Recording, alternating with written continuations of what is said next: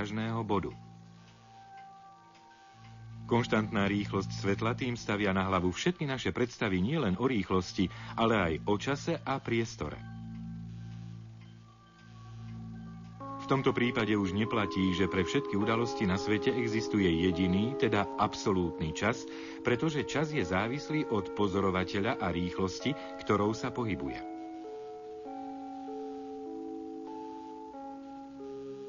Princíp lepšie pochopíme pomocou predstavy svetelných hodín.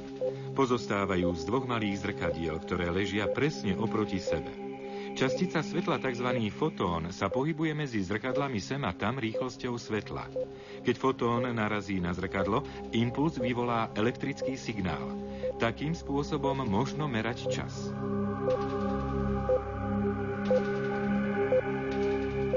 Keď sa však takéto svetelné hodiny pohybujú rýchlosťou svetla, musí fotón z pohľadu nezávislého pozorovateľa, ktorý je v pokoji, vykonávať šikmý pohyb, aby dopadol na zrkadlo.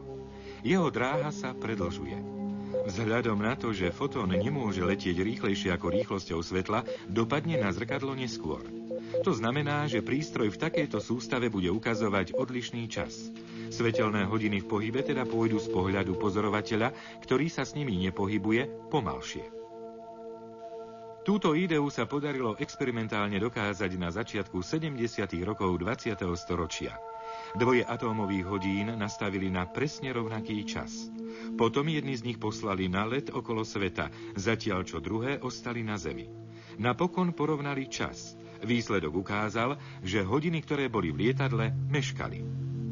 Tento jav sa nazýva spomalenie alebo dilatácia času. Jeho dôsledkom je tzv. Paradox dvojčiat.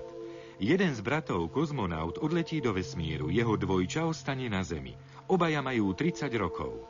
Kozmonaut letí 10 rokov rýchlosťou približne 260 000 km za sekundu preč od Zeme. Potom sa na ňu vráti. Spiatočná cesta opäť trvá 10 rokov.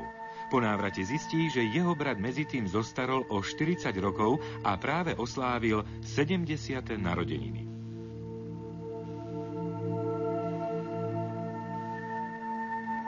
Napriek tomu nie je cestovanie rýchlosťou svetla žiadnym prameňom mladosti. Keď sa totiž kozmonaut vráti späť na Zem, zistí, že hoci starol o polovicu pomalšie, od začiatku vesmírneho letu toho aj o polovicu menej prežil. Menej jedol, pil, premýšľal a spal. Že tieto javy neexistujú len v myšlienkových experimentoch, ale aj v skutočnosti, ukazuje pokus, ktorý v roku 1959 pomocou myónov uskutočnili v urýchľovači častíc v švajčiarskom výskumnom centre CERN. Myóny sú častice podobné elektrónom. Zaujímavá na nich je krátka životnosť. Rozpadajú sa už 10 mikrosekúnd po svojom vzniku. Pokus ukázal, že keď myóny v urýchľovači častíc zrýchlili takmer na rýchlosť svetla, prežívali 30-násobne dlhšie. Vplyvom rýchlosti sa ich vnútorné hodiny oproti myónom v pokojovom stave skutočne spomalili. Deformácia času má vplyv aj na dĺžku telies. Telesá v pohybe sú kratšie.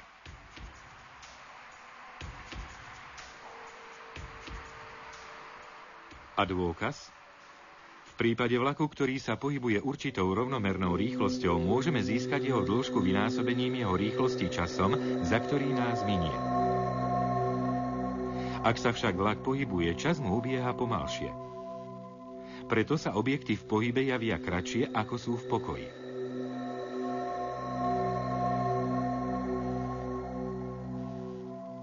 Albert Einstein svojou špeciálnou teóriou relativity zaviedol nový koncept priestoru a času. Ukázal, že tieto veličiny, dovtedy pokladané za úplne nezávislé, v skutočnosti navzájom úzko súvisia. Einstein našiel súvislosť aj medzi ďalšími fyzikálnymi vlastnosťami. Aj hmotnosť telesa závisí od toho, či sa voči pozorovateľovi pohybuje. Telesá v pohybe sa zdajú byť ťažšie, preto obsahujú aj viac pohybovej energie. Rovnica vzťahu hmoty a energie sa stala zrejme najznámejším vzorcom na svete. E sa rovná m krát c na druhú. Vzhľadom na to, že druhá mocnina rýchlosti svetla je v tejto rovnici mimoriadne vysokým koeficientom, môže mať pri dostatočne vysokej rýchlosti aj teleso s nízkou hmotnosťou veľmi vysokú energiu. Táto skutočnosť má zásadný význam pre jadrovú fyziku. Naznačila cestu k získavaniu atómovej energie, ale aj k vývoju atómovej bomby.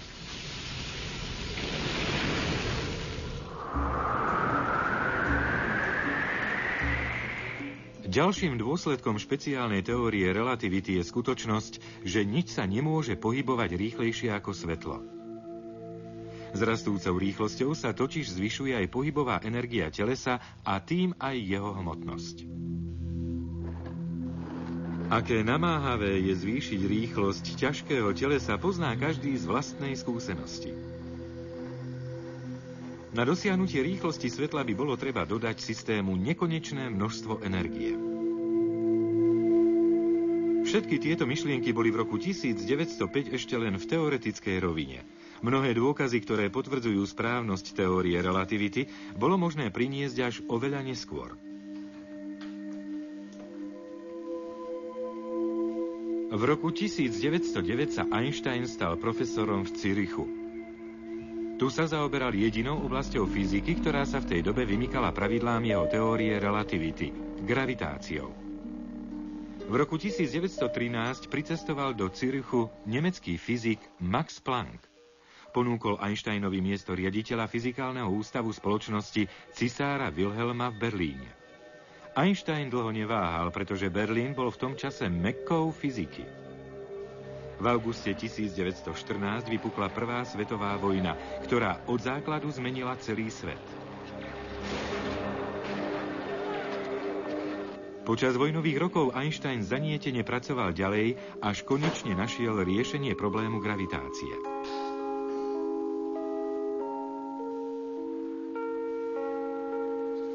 Roky v Berlíne sa stali vrcholom jeho vedeckej kariéry, pretože tu dokončil svoju všeobecnú teóriu relativity. Dôležitou časťou teórie je predpoklad, že gravitácia neovplyvňuje len dráhy planét, ale aj svetlo. Svetelný lúč planéty, ktorá je na oblohe blízko Slnka, by sa podľa teórie mal zahnúť, čo by sa malo prejaviť zdanlivým posunom jej polohy. Tento jav sa však dá skúmať len pri úplnom zatmení Slnka.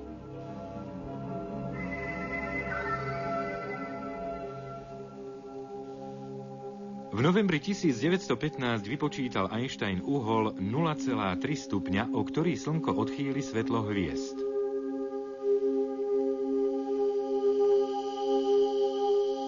Na jar v roku 1919 sa vydala britská vedecká expedícia do Južného Atlantiku, aby tam fotografovala zatmenie Slnka. Skutočne sa im podarilo potvrdiť Einsteinovú predpoveď. Keď vedci zverejnili svoje výsledky, Einstein sa stal zo dňa na deň svetoznámym. Bol prvou vedeckou superhviezdou. Ani tomu však nestačilo. Po úspechoch teórie relativity sa snažil nájsť jednotnú teóriu poľa, univerzálny rámec všetkých fyzikálnych javov.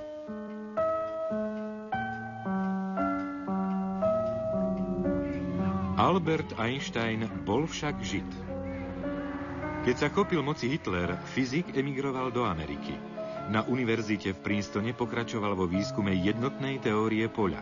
V tomto prípade mu však úspech už nebol súdený. – 18. apríla 1955 Albert Einstein zomrel v židovskej nemocnici v Brooklyne v New Yorku. Svet prišiel o najvýznamnejšieho fyzika 20. storočia. Muž, ktorý svojou teóriou relativity zdanlivo porazil čas, sa nakoniec, rovnako ako všetci ostatní ľudia, musel skloniť pred neúprosnými hodinami osudu. Na slovenskom znení spolupracovali Martin Lukáň,